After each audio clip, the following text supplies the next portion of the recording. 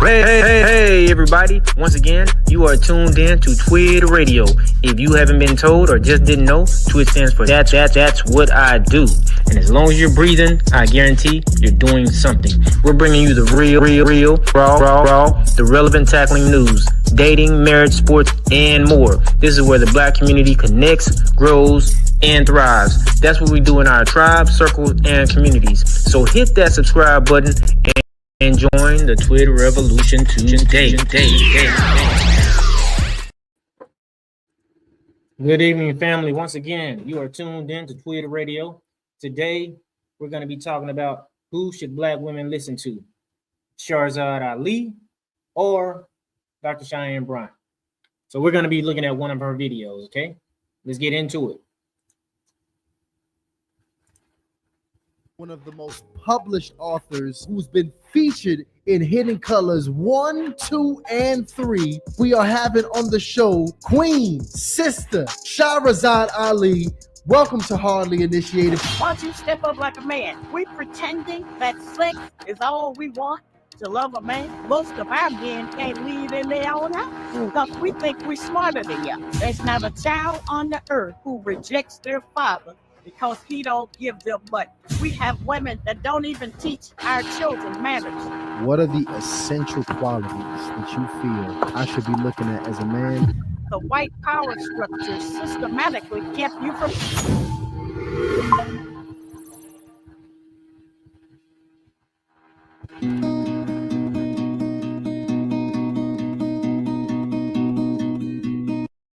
Welcome to Hardly Initiated. It is your host, Tyshawn Jackson, here with another episode of my co-host, Ryan Catches. Let me tell you, man, I'm ready to put in that work today. I'm about to go crazy on this legendary episode. This is a legendary episode, guys, and not only because we have one of the greatest orators of the last 3 generations, not only because we have one of the most published authors on black relationships who's been featured in Hidden Colors 1, 2, and 3, but because they have went into retirement and is coming out of retirement only to do an episode here with us on Hardly Initiated here today. So this is nothing less than legendary. Big facts. That today we are having on the show Queen, Sister, Shahrazad Ali is on the show here. Welcome to Hardly Initiated. But before we go ahead and bring this beautiful sister and we reveal her to the platform, we have to show some love to the episode sponsor. So Ryan, go ahead and get us popping. Absolutely. And this thing, I'm gonna be real quick about this one because we got to know what to say. These cards, they wasn't married couple conversation needs that holy crap. The name, the information, your whole everything I needed was in here the whole time. And this was a very powerful book when I read it because it taught me a few things. It taught me that this book here, although written in 1989, was covering some of the same things I feel like we're having and struggling with here today. And obviously I was born in 93, so I wasn't really hip. You laughing at me? You laughing at my age? I was born. See, I wasn't really hip to a lot of the things and the problems that was being had, but I'm going to read this here. This is how the book started. And I think this is very telling just so we can get insight to what the issues were then. The black man and the black woman in America have a problem. They do not get along. Before the black man can devise a solution, he must know the components of the problem. The first factor is that the black woman is out of control. She does not submit to guidance by her God-given mate, the black man. Her intention to overpower and subdue the black man is motivated by several factors, the most prevalent being her self-inflicted, nearly psychotic insecurity.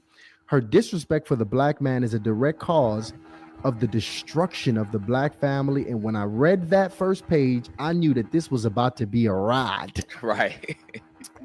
Now, from 1989 here to today, sister, do you feel like that message at the top of the book and this entire the problems that you saw back in 89 Is it the same issue we're having as a community and as a family, or has it evolved?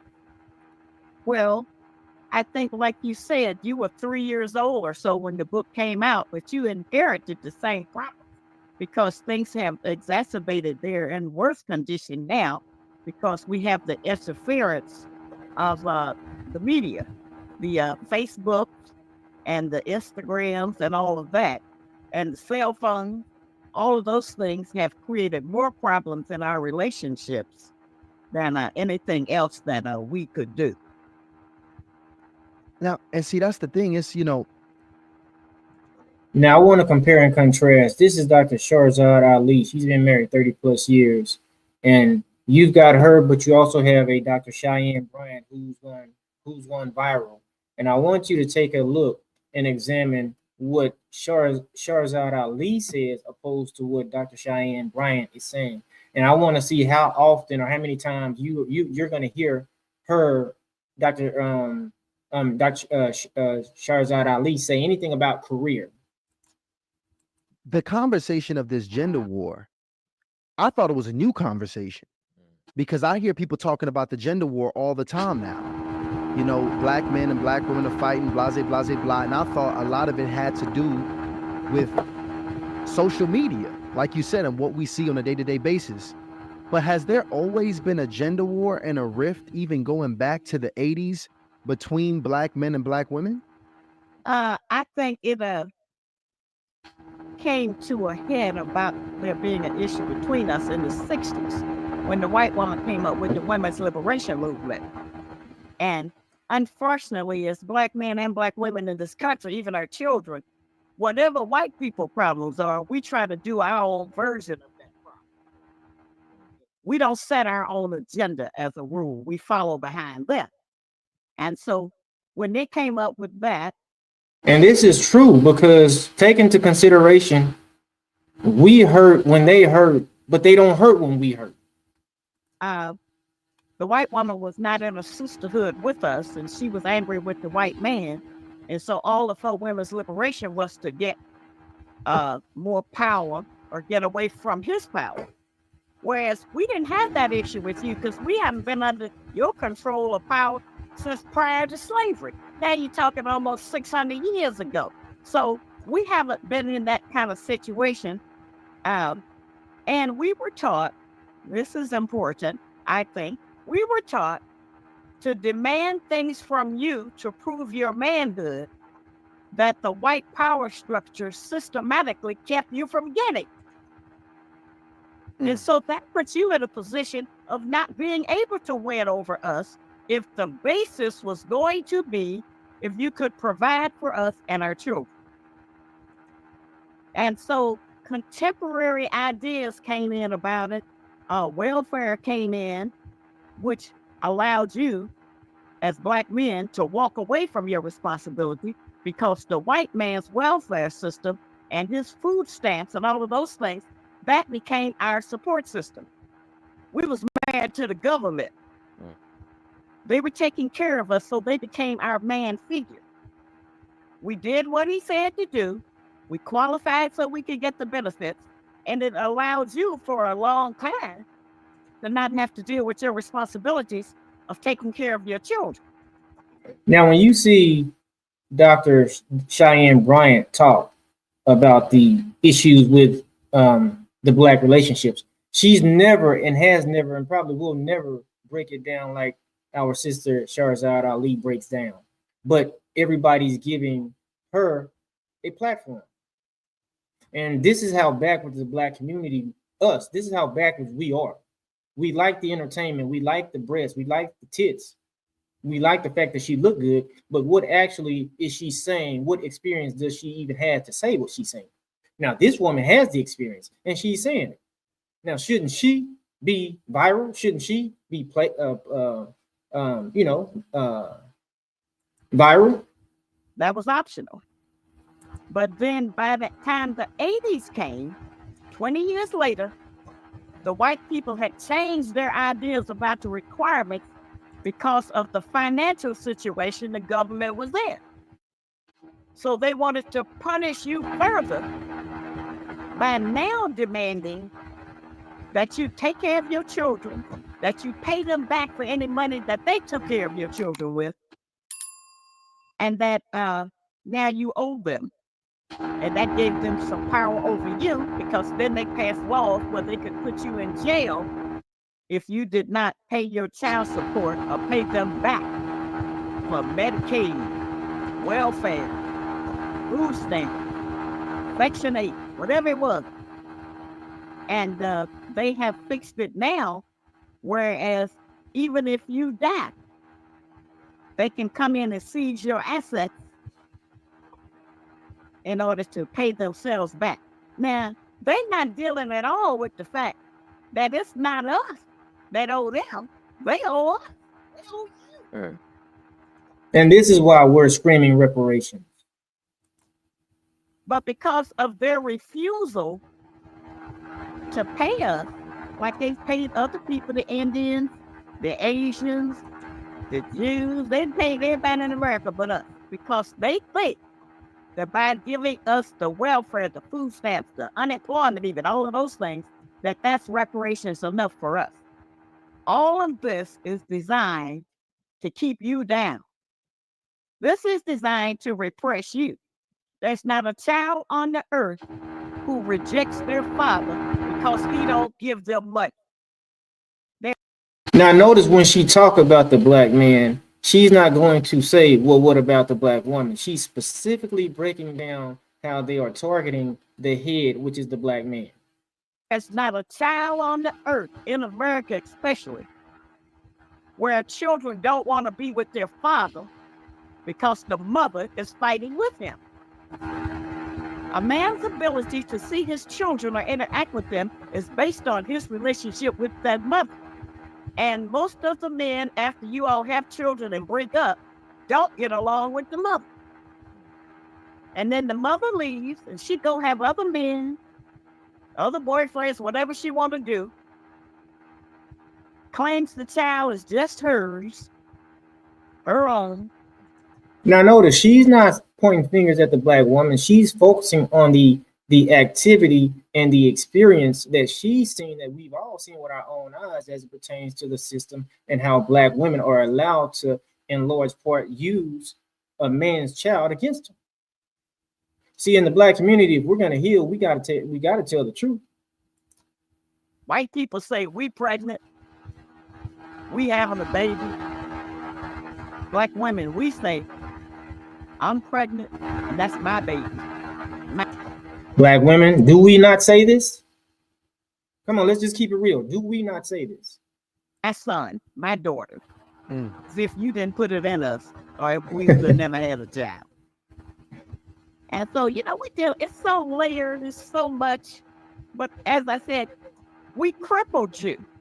We say this because it's going to come back up. We crippled you because we didn't tell you who the enemy was. Why are you not investing in tax liens? No, seriously. Why are you not investing into one of the most... We thought immigration would take care of that as a problem. And especially after we started going to school with little black girls, little white boys, the little white boys and little black girls. Especially after we started interacting, our children did in school, it made our children think that they were equal. So, sister, I'm thinking a lot of people would probably be surprised by quite a bit of the information that you're sharing, especially I would say people, even the age group that listens to us, maybe between like 25 and 45. Yeah. It sounds like the issue goes far back, like prior to, both myself and Tyshawn's birth. And I'm very curious with these two things that have happened. You said the 60s, the white liberation movement, and then the government's involvement with, different laws and the governing. In the 80s, what would you say the mindset during that time that was adopted by both men and women, black men and black women specifically? Crack. In the 80s, that was the crack epidemic reaching its height in the early 80s. Which we know the crack epidemic is what they pushed into our neighborhoods. So it wasn't just, it just happened or it just morphed into it. It was planned and presented and executed in our communities. Nobody else's community, but our community. Its peak. The crack was the first thing that they had ever put in our community that separated the mother from the cub, the mother from her baby. Prior to that, we had many two-parent homes. Mostly two-parent homes. Then we had one-parent home. And by the time crack was over, we had the no-parent home. Mm. And we don't realize right now that a lot of the people out there in the world trying to be normal are the great and great-great-grandchildren of the crackheads. Those children didn't disappear. They're out here in the world now. And then we have raised some children, some of us, who are particularly halfway normal, are decent, are civilized. And they trying to mate with these crackhead descendants. That's very difficult. So the mindset got to be just everybody on their own. Get whatever you can get.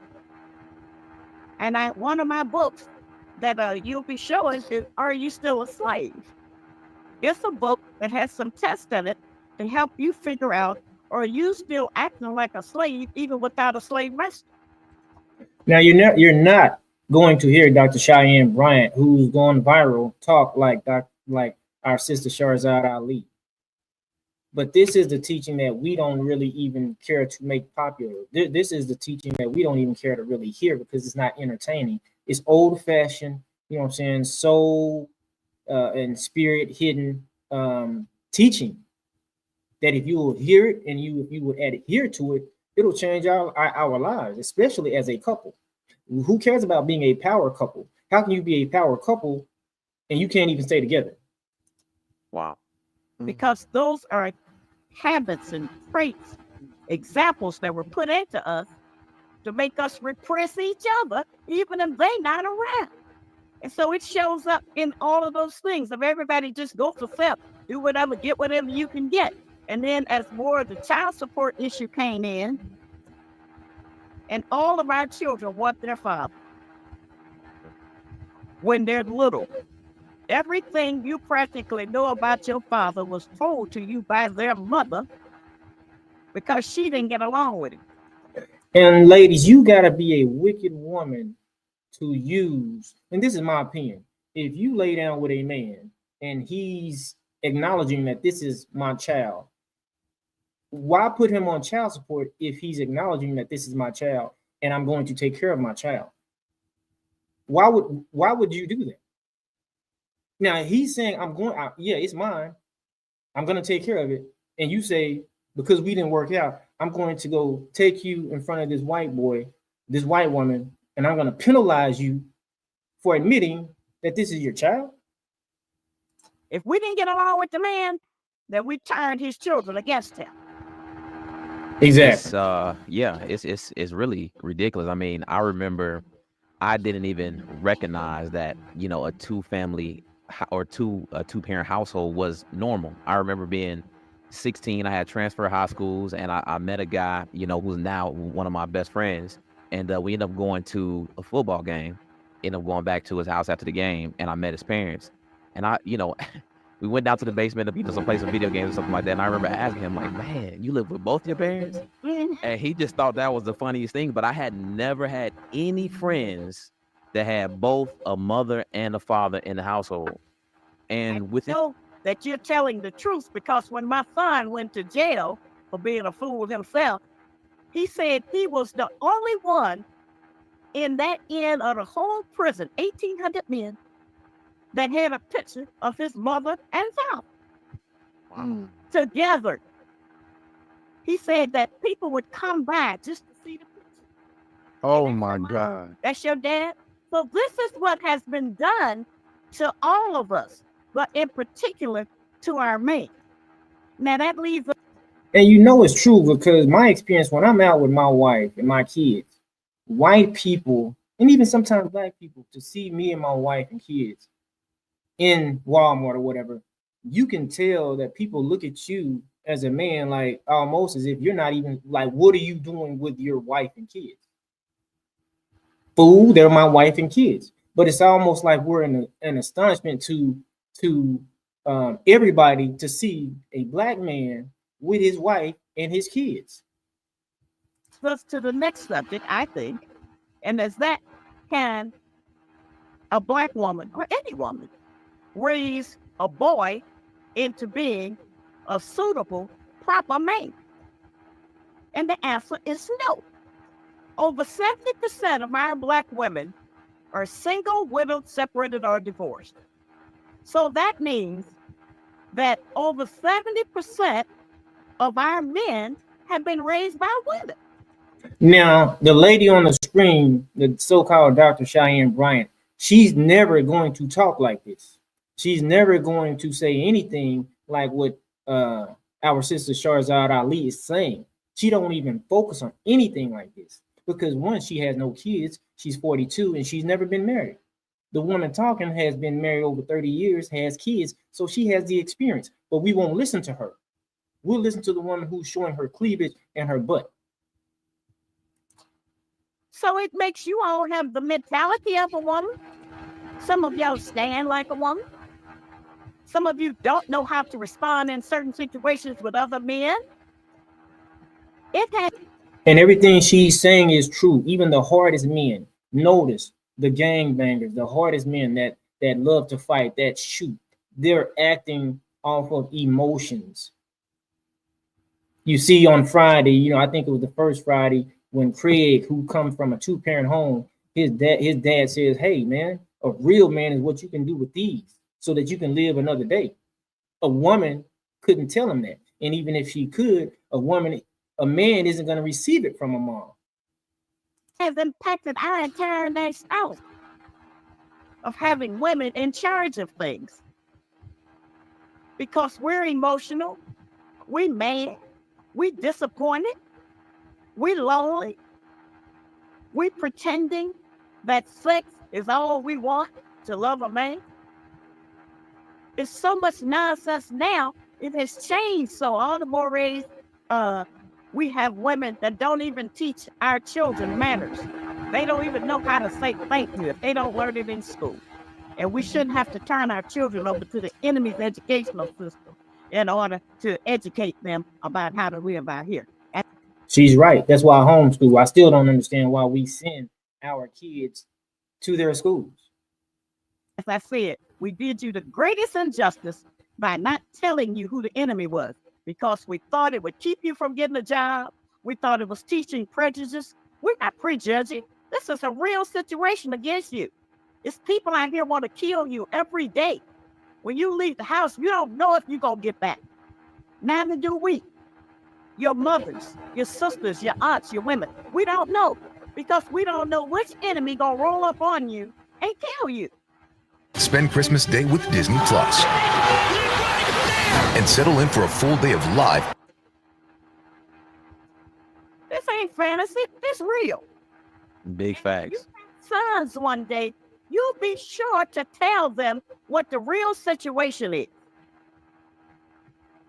about us living in particularly in a hostile environment and trying to normalize our captivity. And that's all we're trying to do is normalize it. That's all we can do. That's what we got. That's why we focus on the sports, the entertainment. On my platform, I like to try and, react to videos such as this, things that will be life-changing for our community. Because if not, we're going to pass it down to the next generation and the next generation before you turn around and you look up and there is no generation. And that's what you're starting to see. And so we out here looking at football and baseball and sports, and your rappers are not going to be your next leaders. No. You all need to be looking at that. Who's going to take those positions? We're all aging out of this. That's the circle of life. And so the hope for our future. See, family, Dr. Cheyenne Bryant, and not just her, but she's the more popular one right now. Her and a lot of even men and women who are talking about relationships and the things that's happening in the Black community is just for entertainment.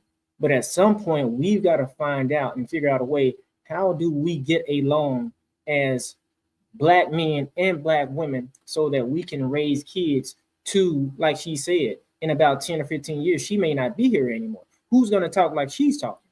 It's not going to be Dr. Cheyenne Bryant. The first hope is divine interference. Divine interference. And what do you mean by Yeah. that?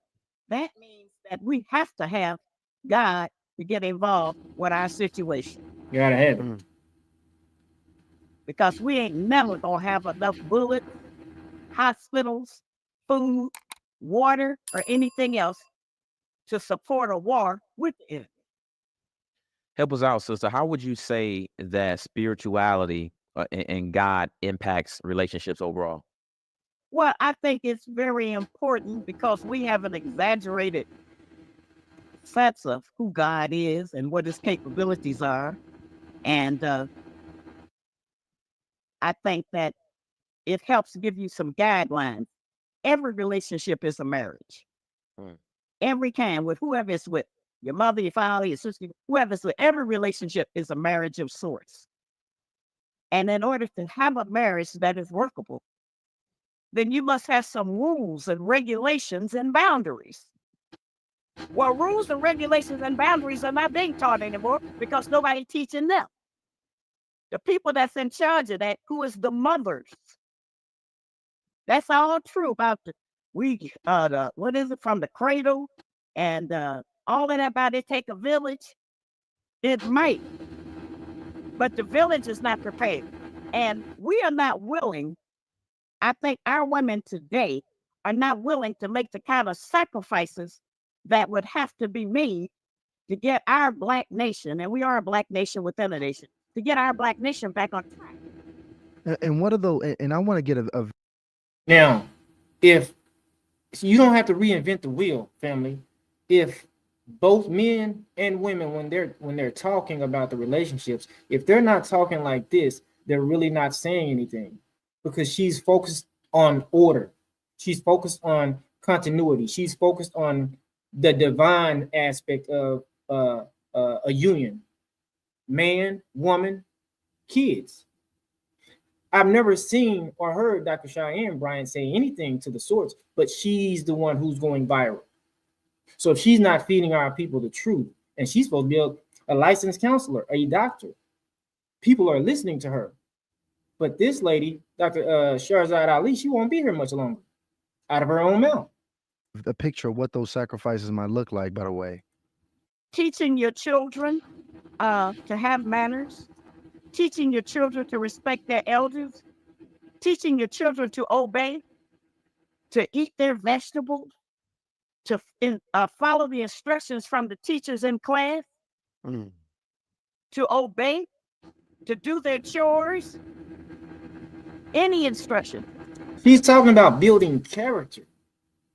This is something that you would think would be something that's going to benefit everybody, which it will. We haven't taught that to our children. No. If you don't believe that, go in the grocery store with a young woman with her children and see how famished they are, running around and acting like complete fool. She ain't and lying. the mother's usually on the phone or something. It don't even matter. Yeah, she ain't lying. Now, I'm not talking about those of us who have tried to improve on our bloodlines. I don't mean that. But however, every nation is judged by its worst examples.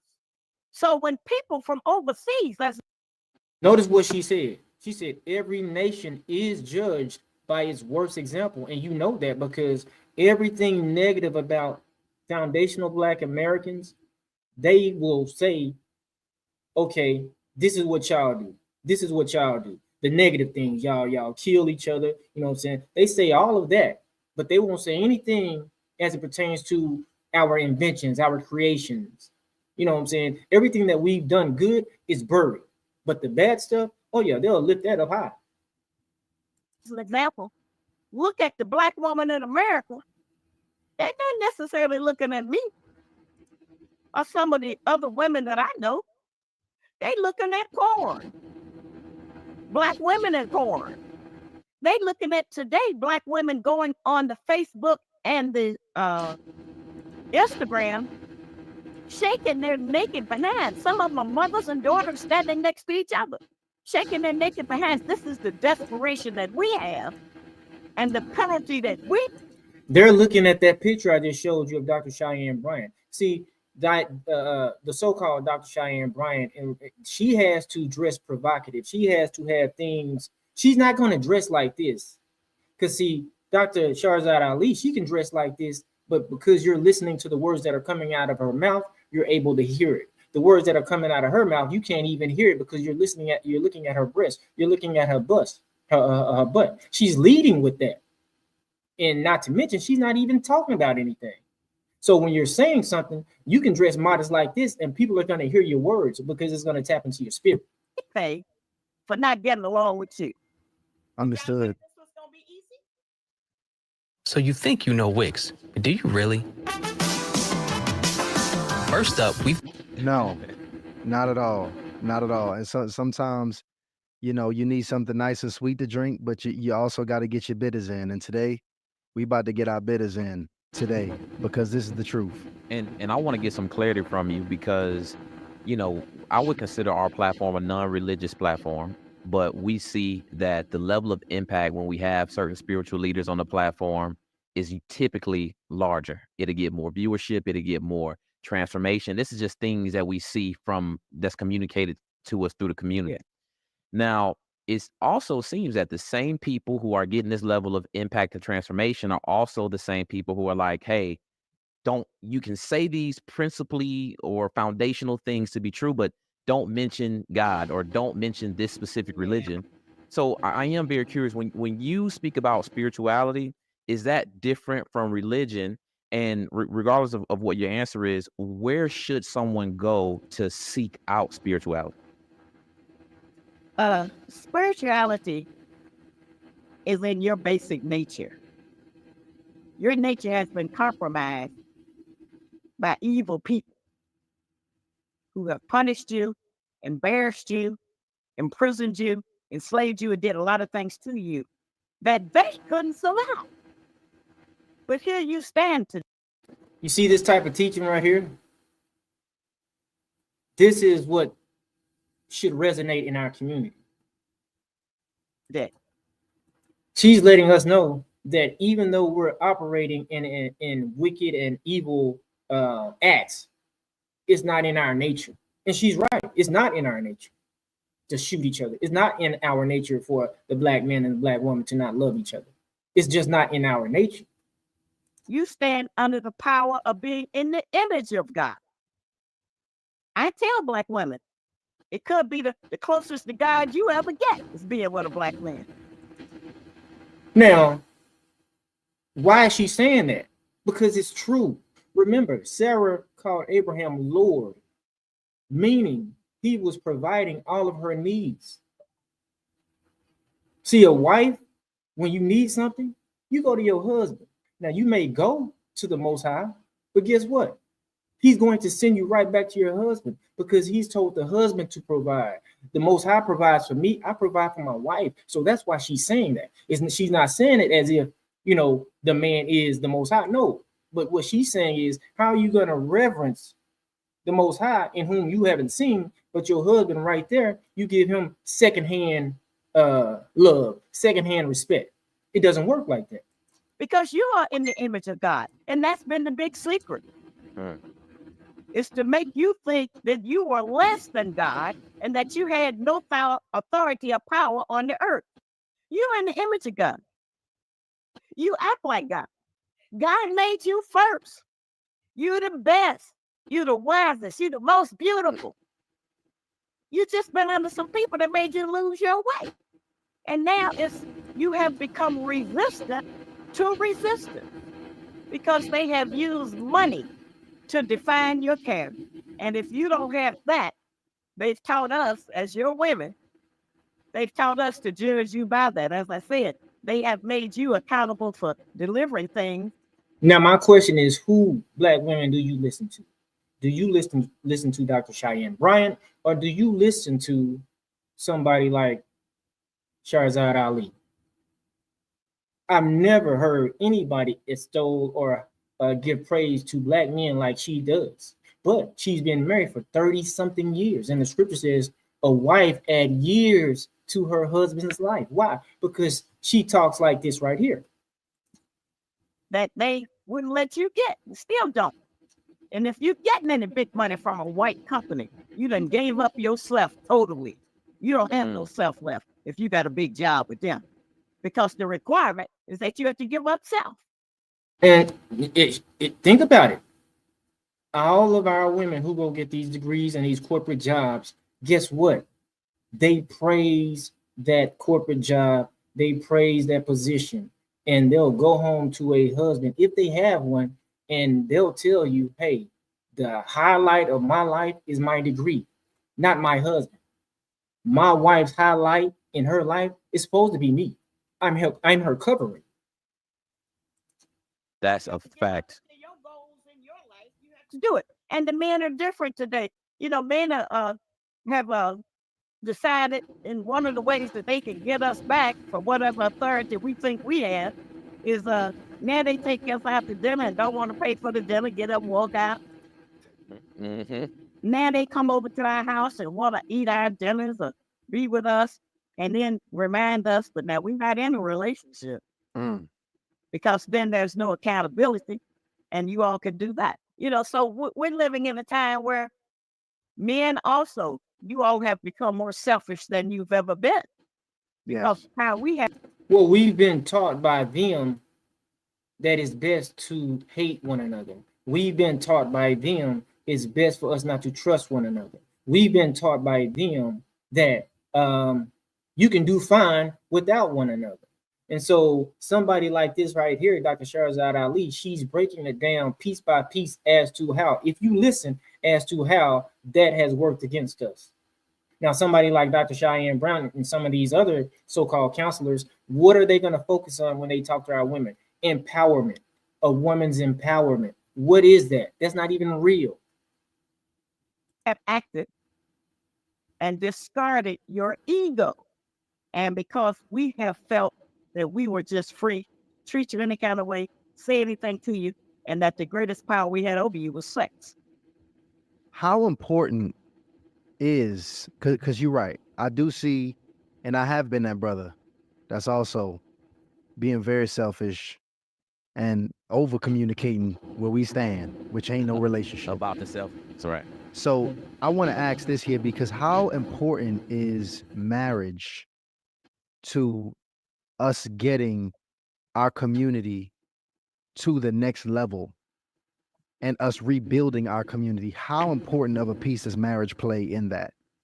Well, I think that the marriage license is just proof of a long-term or steady relationship and of unity of trying to work together. So the piece of paper for marriage is doesn't have any more. Now, this brother asked a woman who's been married for 30 plus years about marriage. Now, Cheyenne Bryant, the picture I just showed, and a lot of you may know her, she talks about marriage, but she's never been married.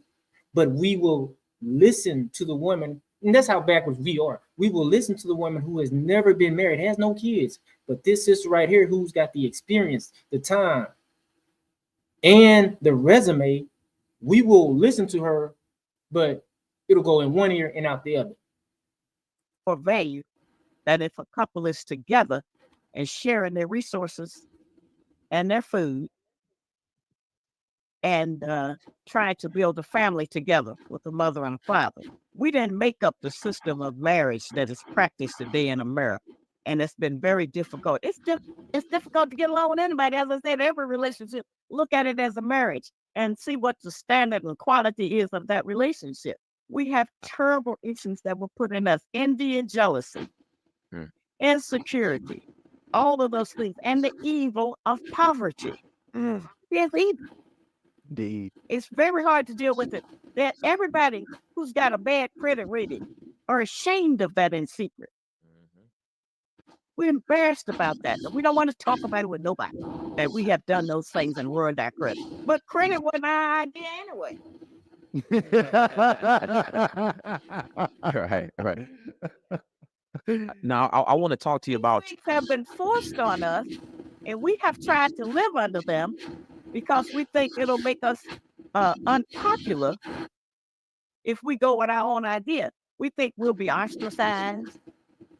What she's saying is we have come to the point where we care more about our enemies' opinions and feelings towards us than we do in and of ourselves. That's why I homeschool my daughter. That's why I'm an entrepreneur, because even in this system, as Black people, we should try our best to break away. As the Chinese do it, the Japanese do it. You can do it. We're just of the mindset that we need them, which is called mainstream. You know what I'm saying? And if we make it mainstream, we feel as though we made it. No, you're about to sell your soul. Or if you made it, or if you make it, you had to sell your soul. And that's one thing I really try to teach my children and grandchildren. Be yourself. You be you. It don't matter who everybody else is. I'm not trying to raise no followers. I'm trying to raise leaders. Mm-hmm.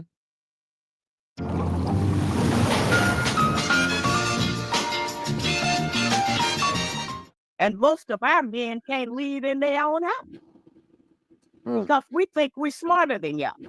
Now you mentioned, because Ladies, y'all know when y'all get those degrees, how you be talking, how you be walking. you know, sticking along the lines of credit and finances, right? Because I know you talked about, you know, how a man's value is seen by how much money he can earn. And I think it's not just women who see that. I think men, we've adopted that as well. Like if it's a guy not getting money, we saying the same things that women will say about this particular, you know, these particular guys. And it just seems to be a lot of confusion. I'm confused myself. So help me to understand better. Where does a man's true value come from? It comes from his behavior and ability to love and forgive. Mostly us, because we have led you to all, as I said, 75% of the men in America raised by a woman. Think about that number, 75%. That's out of each dollar, 75% of that dollar is going to a particular place. This particular place happens to be in the form of raising kids. 75% of us are raised by, I was raised by a woman. Who is mad at a man. Happens to be mad at a man. Now, these are her words. And she's got the resume that I want to listen to. She's got the resume that I want to respond to. And she's got the resume that I believe, because she's been married for 30 plus years and she's got kids. Not Dr. Cheyenne Bryant. So we put that in you. Some of y'all ain't never even been around your father, but you know you hate him. I just met my father. In terms of when I say just met, I'm just getting to know him I'm 46, at the age of 45. And I'm one of many. I didn't have no, my mom didn't say anything about him per se, but I had to, in my own mind, wonder why this or why that. So naturally, some of how I felt was negative based on what I didn't know. So your value comes from your behavior. It comes from you helping maybe your parents, being respectful to other elders, helping somebody if you can, trying to take charge of certain situations in your home. Don't let your baby's mother dress your little girl like a little whore. Don't let your baby mama put weaves in your daughter's hair, because that's teaching her that the only way she can be beautiful is if she buys some fake material and glue it on her head. They come from another race of people called Asian. So we don't need to teach that. We don't need to take our little girls and start putting them on makeup, letting them wear thongs, shorts, halter tops. And the only reason that we do this is because it is a taught behavior, because we're trying to follow the European. That's it. Our sisters out, you don't need no makeup. All you need to do is get in the sun and sweat. That's it. You men know you don't like that. Every father don't really like that. Not at all. We don't like that. We don't like the nails. A lot of things we don't like. The more simpler you are, Black woman, the more beautiful you are to us. So we need men who will speak up about that. like I say, we've tricked y'all on that. This is my baby stuff. And so if you're not in it, and I know it's hard to try to be with your child if the woman don't want you around. You got to go through big mama and auntie, and Yeah, right. She ain't lying because it ain't just that young girl. She's getting advice from the auntie, from the mama, from the grandma, and a lot of them are single, never been in a healthy relationship. So they're only able to give her bad advice. you got to go through so many people and get accepted or approved of just to see your own child sometimes. And while we do need financial help to take care of our children, it should not be the only criteria that we use in allowing the father to be around the child. Now, I'm not talking about the crazy men out here or the crazy women. I don't mean people that's just out of their mind, a danger to society and themselves and you and everybody. I mean those who are trying to be normal, who are trying to be decent and clean and set a good example. We already know the children don't do what you tell them, they do what they see. So if we have a mother who is modeling fake hair down to her back, all the way down to her knees sometimes, if she is modeling fake eyelashes, if she is modeling fake dresses and BBLs, red lips, all of these things that we do in self-worship, long fingernails, long toenails, everything that we do in self-worship, trying to look like somebody else. The world of criminal law is a fascinating, deep, and challenging. Or trying to improve on what is already perfect. We the most beautiful women on the planet. The most beautiful. Yeah, by far. The most beautiful. We don't need no additives to our women. None whatsoever. And you are the most wonderful, the maker, the owner, cream of the planet Earth, God of the universe. That's how you like God. God made you in his image and he made you first. He didn't make everybody else and then make you.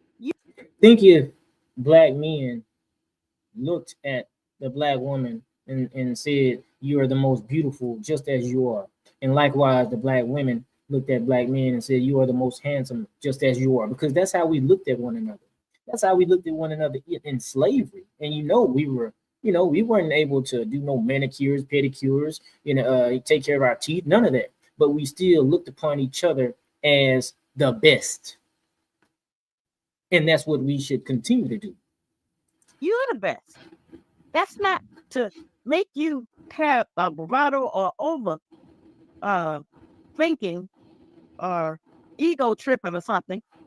It's just because you don't know to try your best or that you have a choice to be your best. So you don't think nothing of yourself because everybody around you hates you. Your mama hates you. Your sister hates you. That's deep. Think about what she's saying. Think about it. If you're not even looked at as the best, and if you're looked at as the worst, as the man, as the head, who's supposed to be the leader of a nation, how can you even begin to act the part if you come into the situation and your head is down and your self-esteem is down? You're talking about a nation of people, black people, who their head, from a majority standpoint, is held low. Feet are on our necks and our back from everybody. The neighbor hates you, the school hates you. You all got hard in life, and we don't think about that. You have a hard time. And who can you turn to about it? Not anybody you feel like you can trust. That's the trust that's been broken. But it's your. I know brothers my age, I'm 46. I know brothers who are younger than me that are on blood pressure meds. Right now, blood pressure meds because of the stress of life. I'm talking about the better you are as a black man, it seems as though it's the hardest you have to work. You got kids that need you, your dog needs you. If you like cats, your cat needs you, your wife needs you, your mom might need you, everybody needs you. Everybody needs you, and sometimes it seems as though the ones that need you don't even take time to say thank you, or don't even take time to make you feel as though the help that you're giving is even worth it. That'll kill you. Your decision. The brain ain't telling you what to do. You telling the brain what to do. You the God. It's your universe. And you can reparent yourself into that idea. We reparent ourselves in everything else. That's what black people wear knockoff and fake clothes, designer outfits. You know, the Chanel's, the Lotwas, whatever, the Yves Saint Laurent. The question for this platform is, who are we going to listen to, black women? The Dr. Cheyenne Bryant or our sister Shahrazad Ali? Who are we going to listen to? Who would put us mentally in the best position? Whose advice would it behoove us to take?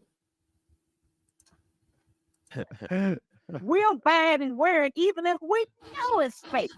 Because we don't have no identity, so we want to be them. We can be anybody. These people hate us. They're using their money to take care of their family, buy their yachts and everything. But we'll buy that just to try to be somebody. When you In their eyes. already somebody, you just tap somebody of the whole universe. That's the secret.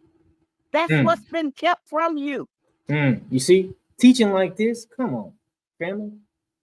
If you're not teaching like this to black women and even black men, you know what I'm saying, it's good for us. But it's primarily focused on black women because black women should teach other black women. But if black women aren't teaching like this, then what are you teaching? Is my question. People might think I'm just tripping like that. I don't know why crazy. No. Giving you the truth about some things that you need to start considering when you're making decisions in your life. You don't have to start out thinking that you on the bottom. I was around a sister one time and she was telling me about this brother. She said he think he all that. Yeah, he think. And so I said, well, what did he think he got? I think he can't think he's all that. If we tell you that, you can do anything. If we agree and tell you, you know, as a conversation that you had mentioned earlier that we really do need to have with each other when we're trying to get together and mate. Because we don't know anything about mating. We don't know anything about genetics. We don't know any of that. And we don't have the proper information to study because we, even as black people, don't agree on this. It's so powerful. It's very strange to me because you dropping these affirmations and I feel myself getting excited and empowered, right, and emotional. And I'm thinking in my mind. Think about what these brothers are saying. And I feel the same way. That's why I'm playing it. He's saying, and she's talking to the women, but he's saying, I feel empowered. And he's getting emotional because when the truth taps into your spirit, it forces you to see things like it is, which is the truth over here and a lie over here. So now when you have a do better spirit in you, once that truth is being revealed to you, guess what? Now you can change that character. You can change that mindset, but you got to hear it. And if they're not saying what she's saying, all these so-called counselors and life coaches, if they're not saying what she's saying, then that means they're saying the lies. It don't have to necessarily tap into your spirit, but you'll still try to act in that lie.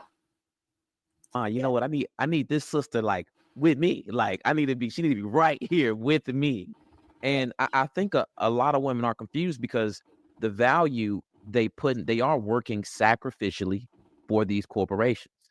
And they are presenting it like, hey, this is how I get my power. This is what makes me powerful. So let me ask you, what is a woman's true power? Like, what makes a woman powerful? What should she be working to hone and embrace so she can feel just as successful and confident that she feels when she gets that promotion or that bigger check at her job? Heaven.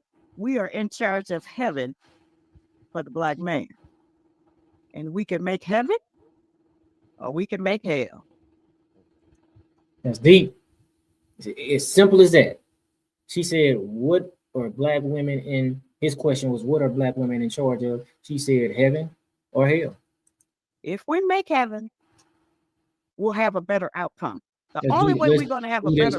To me, because you're dropping these affirmations. I want to rewind this. and I feel myself getting excited And empowered. Right. and emotional. And I'm thinking in my mind, you know what? I need this sister like with me. Like she need to be right here with me. And I think a lot of women are confused because the value they are working sacrificially for these corporations. And they are presenting it like, hey, this is how I get my power. This is what makes me powerful. So let me ask you, what is a woman's true power? Like, what makes a woman powerful? What is a woman's true power is the question. What makes a woman powerful? Let's see what she's about to say. Should she be working to hone and embrace so she can feel just as successful and confident that she feels when she gets that promotion or that bigger check at her job? Heaven, we are in charge of heaven for the Black man. And heaven is a place of peace. I'm gonna let her cook though, but it's a place of peace. That's what you are in charge of. can make heaven or we can make hell. If we make heaven, we'll have a better outcome. The only way we're going to have a better people is we as Black women birth them out of our womb. Everybody got to come out of here. And we have power even there because we decide who's going to come out and who we're going to cut off and kill. So we have a great deal of power, but I always say we just using the power in the wrong direction. If a life coach or a so-called counselor isn't talking like this, what are they talking about and what are they saying? Because if you're not edifying our people with your words, what are you doing? You literally, if you're not edifying, building up, that means you got to destroy it, whether you know it or not. We're using it to destroy ourselves. Our birth rates are down. So it ain't just the white man who's got a lower birth rate.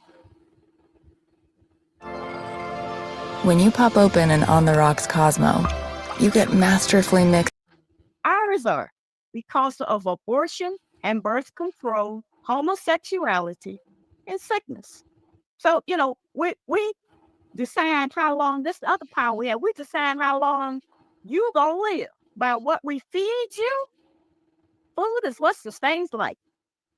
And how much stress we put on you. See, we put a lot of extra. I just told you I know brothers my age that are taking blood pressure meds because of the stress. And see, the blood pressure meds, all meds, there's a side effect. So what are we talking about? Stress. That's what she's talking about, stress. She said a woman's power is heaven or hell. Women, I don't care what they say in terms of trying to empower you. No, you're already empowered. Like she said, it's just how you use it. Stress on our man. You already got stress up under the enemy. So it make it really hard for you to heal from anything because we turn on you so fast at the first disappointment. Yeah.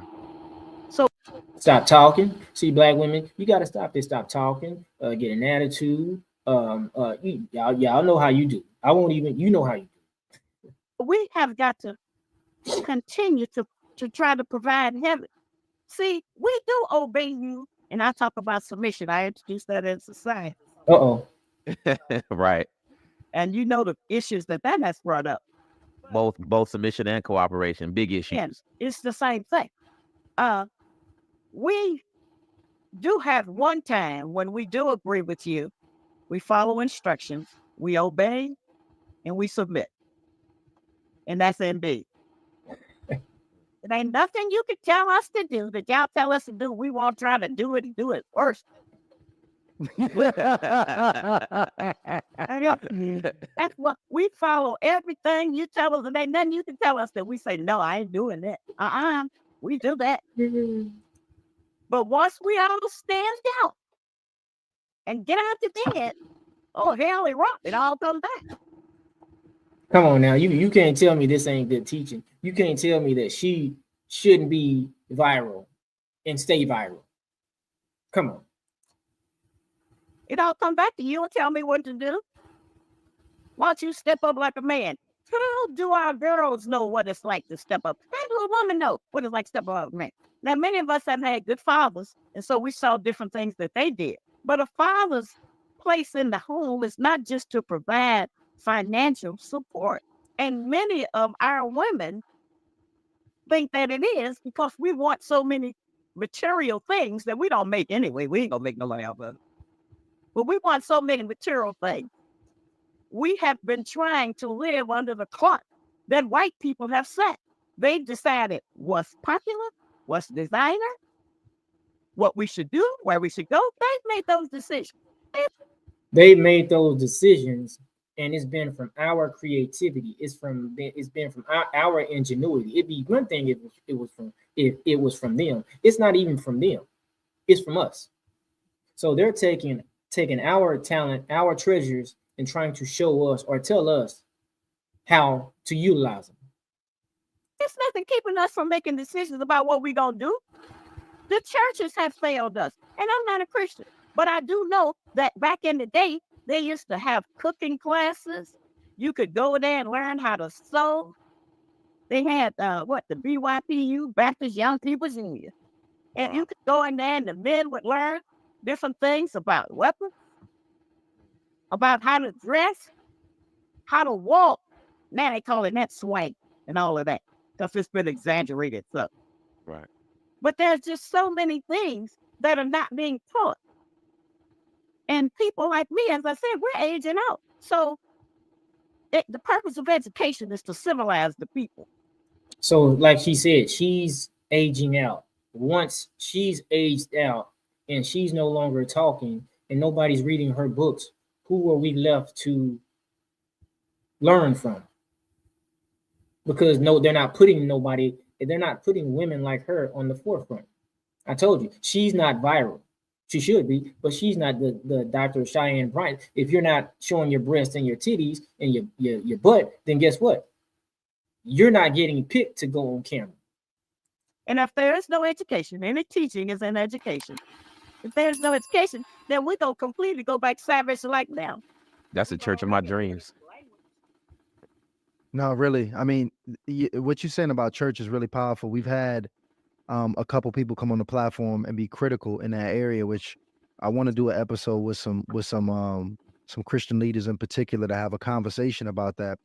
But I actually want to talk about something that you spoke about in your book as well, because, you know, in the book, you pretty much made this comment where you were saying, hey, look, men, black men, before y'all think about leaving and dating outside your race, I need you to understand this. It was like a call to the attention. And first of all, before I even go into that, what do you think about a man's psyche, where it is for considering dating outside his race? Do you feel like he's wrong for that? Do you feel like that's the wrong way to think about it? Or is it okay to, you know, open your options and just be open to love in whatever shape or form it comes in? It's never okay. It's never okay to date outside your race. Okay?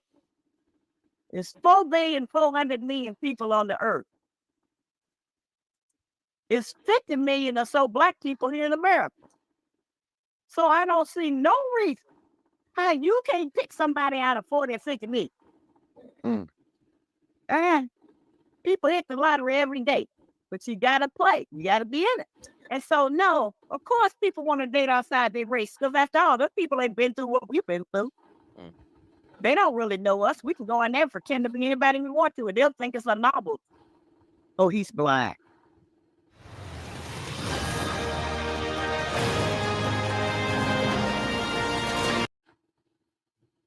Yeah. And y'all can have any one of us that you want. That's the other thing. It ain't no woman out of reach. Okay. Women leave their big successful husbands for the dry cleaner. The lawnmower. You know, it's all fake. She ain't lying. What's his name? Tom Brady, wife left him for the trainer. And you need to be able to get your heart on so you can see through that. It's all fake. We're not hard to be with or whatever. Because we're desperate and we're lonely. That's your call. And so that desperation has driven us to do so many horrible things. Sex has been so distorted among our black youth, I'm going to say. And I don't know how long that youth, my age, that would go to. Yeah, right. Distorted. Anytime we can decide as a people that it's normal to Having sex or spitting in somebody's mouth, choking them, slapping them, or licking them in their rectum. And this is what our young people are practicing. I'm mentioning it, it's a filth, but it has to be mentioned. We have to know what. She ain't lying. These young people nasty, and you know it because you got a lot of cases of STDs. They say you got new stuff out there now, so it's like, say, man, it's Russian roulette out there with the young people. This society and us have allowed to be produced in our children. During the Vietnamese Vietnam War, they would take their BM, put it in a bowl, and stick their arrows in it. Maybe it was something else, I don't know, and twist the arrows around and then shoot at the Americans with it because it would make them deathly ill, sick, and sometimes kill them. So how have we produced children who think that tossing salad, as Chris Rock said, is normal? And it's something to do that's connected any kind of way. You know, they urinate on each other, just doing everything and calling that sex. So we didn't get certain information out of that. We were wrong. And like she's saying, we didn't learn this. This was taught behavior. Why? Because we're being and we've chosen to be around them. All that knocking each other's back out. That's not how that's supposed to go. So I mean, how do we fix this though? You know, at this point, because obviously you're very big on us fixing our homes and our families. You have to lead by example. You have to let your community see what righteousness looks like. You have to let the community see that your presence is making a difference. And then you have to separate from people who are negative. You know, some of the ex-slaves, and that's all of us, we all got PTSD, every one of us. If we could separate ourselves from the enemy, from his authority in your life, you don't have some authority because we haven't taken any instructions about doing anything for self. But if we could separate a lot of what we do from them, and if we could teach our children, you know, we talk this African-American stuff and we African-American and all of that. We don't like the Africans, and Africans don't like us. We don't go out to lunch with no Africans. They don't come to our house for dinner. Their children don't play together.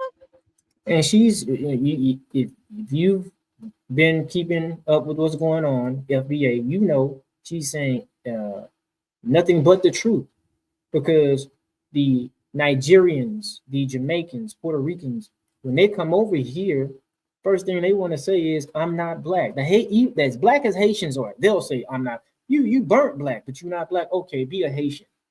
But what she's saying is true. They come over here and they are ready to disassociate themselves from us until they want something. Now I'm black.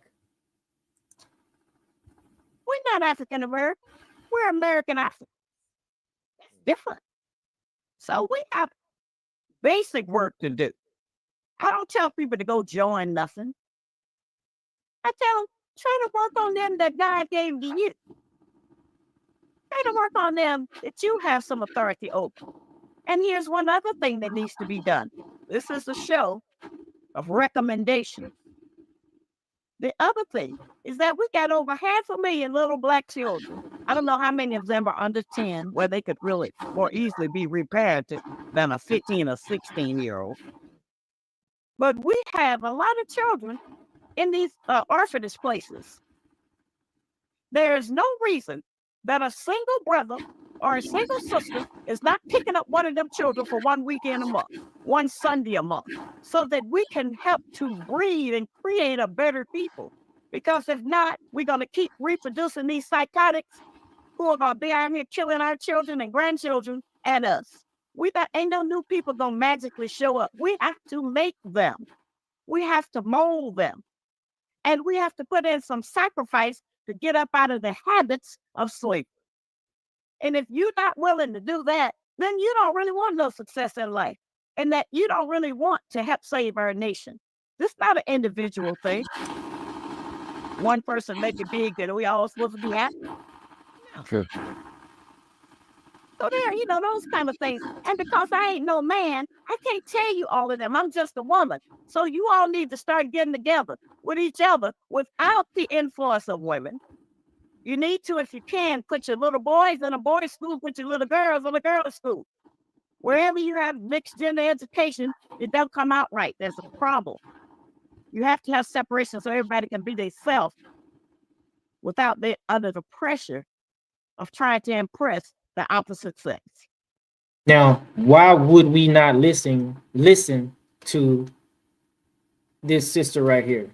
Everything that she's broken down and explained is something that we should and could apply to our individual lives and our collective lives as Black people. Once again, her resume, she's been married for 30 plus years. She's got kids, so she understands. So who would I listen to, her or a Dr. Bryant or some of these life coaches who are worried about their body and their figure?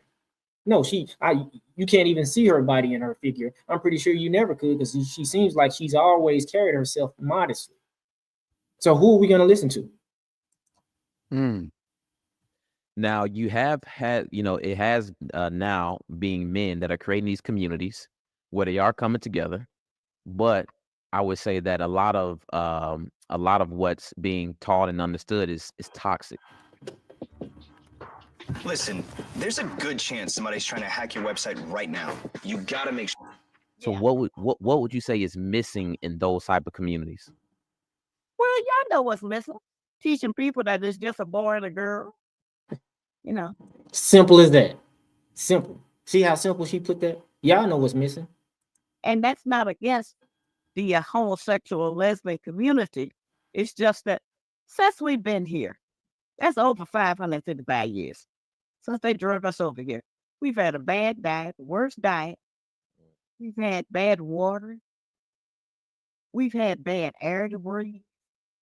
And so it's not impossible that many of us have been able to morph into some other idea that's different from everything else that we have deemed as normal. Homosexuality started out as being a mental illness, but we don't have different laws and rules and regulations in America based on right or wrong. We have them based on popularity. And so a lot of what we do or approve of, the Quran says it makes evil fair seeming. Like everything is okay. Anything is all right. We make stripping for the sisters okay by saying, at least she paying her bills. That is. Now you can't tell me this ain't good teaching. She said we made stripping all right for women, Black women, by saying at least she's paying her bills, but at what cost? The drug dealer, at least he's paying his bills, but at what cost? It's so true. So it's a lot of things that we have just made okay because it was popular. They have changed, but I say all the time, change don't mean better. Change means different. And if it's different, we can make it different again into what we need it to be. But what does it? Bravery. You have to be really brave to pick up any of these banners I'm talking about and try to do it to work for the salvation of our people and your future seed. Many of our men, they don't know what their father was going through. Look how hard it is today on a Black man trying to survive, trying to help take care of a woman, her other children, and himself. Look how hard that is. And many of you are making $400, $500, $600, $700 a week. Well, imagine back in the day when men were making $100 a week and had those same responsibilities pressed on them. You don't know what happened between your mother and your father, because we ain't gonna tell y'all that. Because we feel like that is not your business. However, we make you pay for it by separating you from the person we married with. Now I have this other project out now of Black men need to be taught to play with dogs.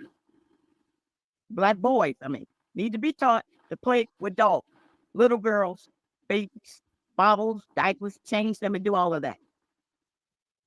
Now, aside from the fact that we have the greatest number of single fathers that we've ever had, we need to be teaching the boys fatherhood like we teach the girls motherhood. For some reason, we have assumed that here's some men raised up without a father, but they automatically don't know how to be a daddy to a job. That don't work like that. We have to be taught everything. Bathing, personal hygiene. You smell out little boys and little girls anyway you go. That's because they haven't been taught This is called passing on information. Once again, the title of this show is Who Are We Going to Listen to? Black women, who do you listen to? Are you going to listen to somebody who's like our Dr. Shahrazad Ali, who has a resume, who's been married for 30 plus years, who's got kids? Or are you going to listen to some of these women like the Dr. Cheyenne Bryant, who's 42, no kids, never been married, but somehow she's on almost every platform talking about relationships, communicating with our community about relationships, the do's and don'ts of a relationship, but she's not to mention she said she's walked away from 2 engagements. And if there's nobody who thinks it's important to pass that information on, then our youth are not gonna get it, and then they haven't got it. But we need to teach them that, because there have been many cases in America where a man or brother playing this video game and the little toddler child come in and turn it off or something, and they beat the child to death. Kick them, stop them, hit them in the head over a video game, over dropping their plate, anything. That's because they don't know how to, y'all don't know how to interact with little children. So they need to learn how to hold a baby, how to change a diaper. And that ain't gonna make them gay. How is that gonna make a father gay when he got? And everything she's saying is true, because when I had my kids, even in my 30s, you know, late 20s, 30s, when I had my first child, I'm nervous as to how to even hold my own child. So everything she's saying is true. It needs to be, you know, both the whether they're married or not, you know, hopefully they would be married, but if not, that man, that boy needs to know how to deal with a baby. I think there's all children some It's his point in life. That's ridiculous. Make them gay to sit up in the beauty shop with a boy and let him listen to all of that feminine nonsense all day while you get your hair plaited and stuff on your head. Facts. You don't think that make him gay? All he hears is female conversation. All he sees is female. See, a lot of people think that, especially women, they think that being gay, they were born. I am of the mindset that, listen, if you're born, once you're born, you're not born with a sexual appetite. No, I don't believe that. I don't believe that you're born, you know, feeling a certain type of way about sex. You're a newbie. You're coming out the womb. You're crying. You just want milk. You mean to tell me you coming out with a sexual appetite? So I say that to say this. A sexual appetite is something that is learned. You're learned. Even whether it be a homosexual, somebody taught you that. Heterosexual, you got to see what a man does with a woman in terms of the difference, in terms of what you like, in terms of this is what a man, you get what I'm saying? So for those people who think that, you know what I'm saying, you're born, I don't think you're born that way. Clothes and makeup. And that's not saying that we can't feed them and clothe them and house them. But building character as a male is something we can't do. We don't even like you like that, most of you. So we're not going to teach you to be like him. But these are things we used to have women. It's not out of style. Nationhood is never out of style for people in our condition. We used to have women who were willing to cook the right food. And I'm not saying we can't cook every day, all day, because we have to work too to support the things that they say you need in order to look successful. So we have to work too. She said that they say you need to look successful. I love how she put her words. But just eating this garbage in these fast food places because it's quicker to pick it up on the way home, that's just killing our people. Historically, women are charged in nutrition. The enemy done turned that around. Now the chefs they got is mostly male, and if you want to learn to cook, you got to go to cooking school. Family, once again, I'm reiterating, who are we going to listen to as a nation of people?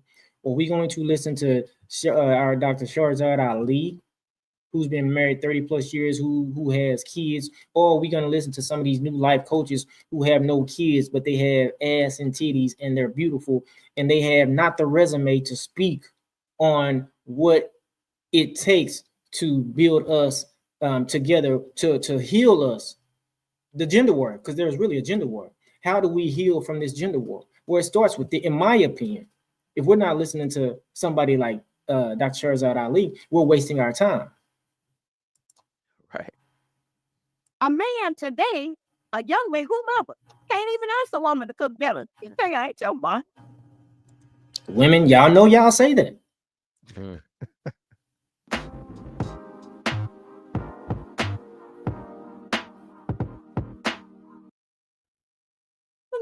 Right. No, we have to go out. And you have to give somebody else a lot of money if you're going to take me out. See, most of what our standards are, what we do, is based on us giving white people some money. Wow. Think about that. Every activity, every piece of clothes. I'm going to rewind this, family, for a minute. We need to hear this again. Like I said, she's teaching. Let's hear that. Let's hear that again. What the things that they say you need in order to look successful. So we have to work too. But just eating this garbage in these fast food places because it's quicker to pick it up on the way home, that's just killing our people. Historically, women are charged in nutrition. The enemy done turned that around. Now the chefs they got is mostly male, and if you want to learn to cook, you got to go to cooking school. Right. A man today, a young man, whomever, can't even ask a woman to cook dinner. You think I ain't your boy? Right. No, we have to go out. And you have to give somebody else a lot of money if you're going to take me out. See, most of what our standards are, what we do, is based on us giving white people some money. Most of our standards and what we do is based on us giving white people some money. Family, hands down, that's probably the hardest thing she said, one of the hardest things she said, and the realest thing she said all night. Wow. Think about that. That's why that brother had to say, wow. I said, wow, too. Every activity, every piece of clothes you wear, every dinner you want to have, whatever it is based on us giving them some money. We're trying to do a little better, but it's not in the essentials. So help me out here personally, okay?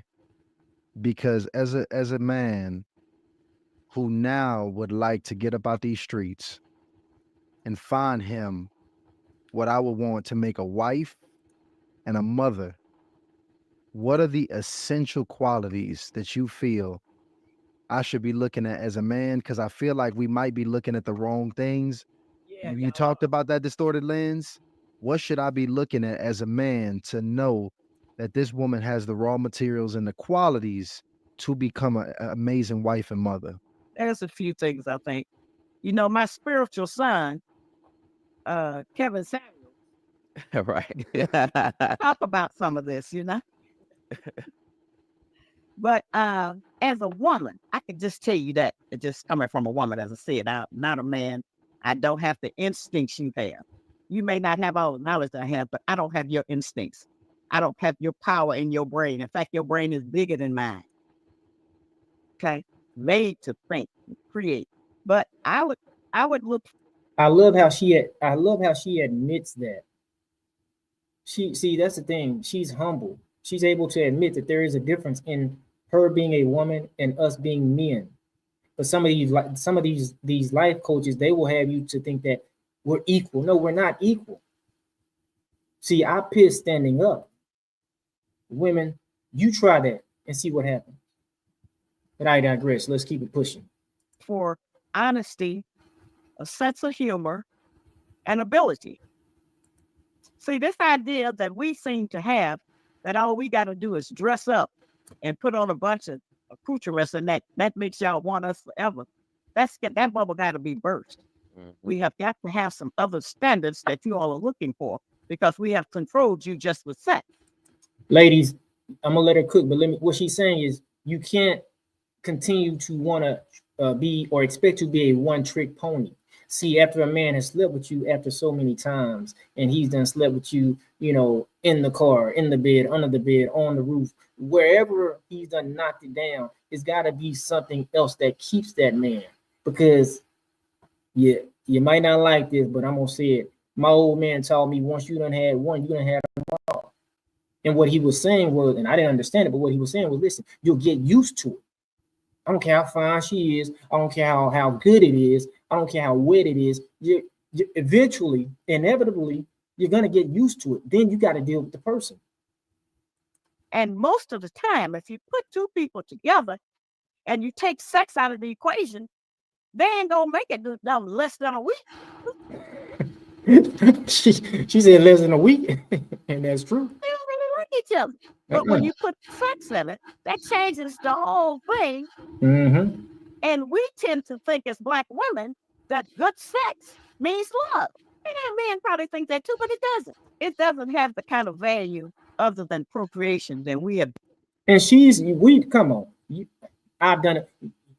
Women and men have spent years never married, shacking, and the only reason, especially when you're young, 19, 20, 21, you're able to put up with how crazy he is. You're able to put up with how crazy she is, because you know once you get it in, once you get in between them sheets, hey, it's fire, it's crazy, and it's gonna make it not be so bad. But the older you get, you realize, nah, I can't do this. It ain't even worth the sex. But it's a lot of wasted time at that point. Not to mention kids. Given to it, because we don't have nothing else going. So sex and drugs. You want to get high and have sex, get drunk, whatever. What if you could legally position yourself ahead of Wall Street's biggest moves? With Gamma Pockets, you... But it's not that kind of a life force. It's not sustainable. It is really just for birthing children. But nature had to make it feel good and attractive so that we would continue to propagate back to people. That's in all the mammals, the reptile, whatever it is, okay? But it's not the holy grail. That's why you can do it by yourself. We got everything mixed up. Every issue that there is has been distorted and perverted so that we have just chosen not to have no value on anything. But you want to look for a woman that every time you pick her up, she ain't naked. You want to look for a woman that feels that she is trying to be dignified. As I say, we can reparent ourselves. You can be sitting in the gutter and decide that I got dignity and stand up and walk like it and act like it, and people will start saying, think she's something. Yeah. But we have to relearn those behaviors. We have to demand that they put home economics and cooking, child rearing, and so forth back in the school for our girls. So if we're not going to do it, the church is not going to do it. And we have to demand that they put shop and things like that back in the school for our boys. You men like to do things with your hands. There ain't no book, especially full of lies that don't keep you in school. Family, if we're not listening to this type of teaching, you're not going to take no tests and say, okay, everybody's not college material. You don't have to be. What, get a degree so you can come out and go beg white people for a job? I'm a barber. I've been cutting for over 20 years. Got out the military. I had a do-for-self, not a Muslim, but I had a do-for-self mindset. I didn't want to. It didn't feel right as a man being told what to do by no man, especially a white man. Because they're not teaching how to do for self. And that's not racist. That's just me knowing how they get down. But I knew how they get down because I understood the history of them. Well, you have to be very special to think of that. We haven't had those kind of modeling. We haven't had those kind of examples. We've been marginal the whole time. And so it is difficult. But if we could put things back into some kind of order without tripping and coming up with nothing crazy, normal behavior, what we think is normal, manners. As I said, our women stop pulling their dress up over their head in the public, not thinking that that's all they got. We shouldn't even be, what she's saying is we shouldn't even be listening to music like WAP, Nicki Minaj, the Kim, Little Kim. We shouldn't have never got into that state of mind to where our women, what's the other broad name? Sexy Red, Suki Hunter. How did we get to that? How did we get to that? But we're there. Spend 2-3 hours a day fixing their hair and putting on their eyelashes. That's no not gonna build us anything. Mm-hmm. And most of my women don't know. Y'all ain't even impressed by it no more. We've never been in. Now, if you're talking about a weak, see, women want a real man. If you're talking about a weak man, a weak feminine man, you know what I'm saying, who likes the whole trophy wife thing, he may, want that, because now you got men supposed to be high class men, football players, one that's millionaires, they're dating the same women. Like when I was coming up, if I knew you was with her, I wouldn't want to be seen with her. I've lived to see women half dressed walk into a place and none of the men look up. They do it. Don't mean anything anymore. Let me replay that part right there. Material, you don't have to be. What, get a degree so you can come out and go beg white people for a job? Because they're not teaching how to do for self. You have to be very special to think of that.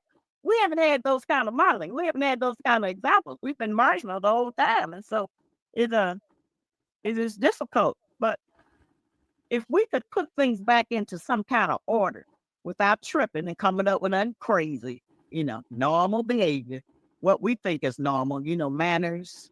As I said, our women stop pulling their dress up over the head in the public, not thinking that that's all they got. Spend 2-3 hours a day fixing their hair and putting on their eyelashes. That's not gonna build us anything. Mm-hmm. And most of my women don't know. Y'all ain't even impressed by it no more. I have lived to see women half dressed walk into a place and none of the men look up. She said she's lived to see women walk in a place. I don't know when this was, but I believe her, where women were half dressed and the men didn't even look up. You know what that meant? That meant back then, during this time, there was a level of shame back then that the men back in that time said, you know what? I ain't even finna waste my time. You should be ashamed of yourself. They do it. Don't mean anything anymore. Wow. That is so true. Man, I think we have been the bar has definitely been lowered, I will say, because we have become numb and desensitized to the most, damaging behaviors that we could potentially be displaying as a culture. And what was interesting to me, and I appreciate you breaking down, was just the history of how we got here, because you don't get to the result of what we seeing online every day in even just one generation or a few years.